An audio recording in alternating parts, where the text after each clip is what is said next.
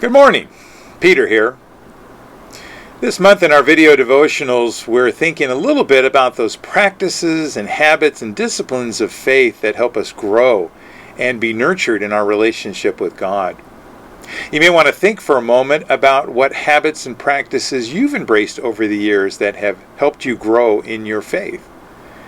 And then what I want to talk about today is the habit of listening. And in order to help us think about this a little bit, I'd like to share a favorite verse with you. It comes from James, the first chapter. It's verses 19 through 20. It is there that we read, "You must understand this, my beloved. Let everyone be quick to listen, slow to speak, slow to anger. For your anger does not produce God's righteousness."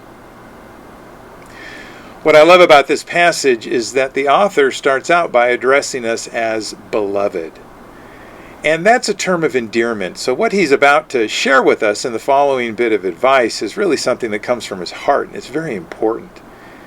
He wants us to consider, as men and women of faith, what it might mean for us to embrace a quickness when it comes to listening to other people, and to slow things down when it comes to that natural desire to speak and respond, let alone to get angry. And the general idea that he's putting forward is when we get angry, when we get riled up, and that will happen from time to time, and frankly sometimes it needs to happen, but when that happens, it's seldom the best place for us to seek a true sense of what's just and what's right in the world and in our relationships with other people.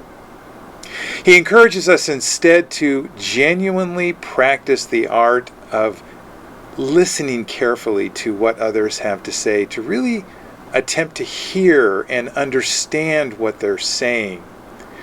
In our responses, to use fewer words than we might normally want to in order to be very concise with what we're communicating.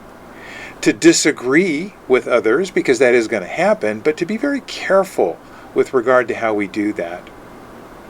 And the amazing thing is that when we follow this bit of advice, it strengthens our relationships with other people, but it also can strengthen our relationship with God. Because one of the things that the Scriptures puts forth time and again is that God is patient. And so when we practice that patience, particularly in being quick to hear, slow to speak, and even slower to anger, we connect with that patience that God has for us, and that's a godly virtue indeed. So I hope you have some occasion today to consider what it might mean to follow this advice from James, and I hope you have a wonderful day.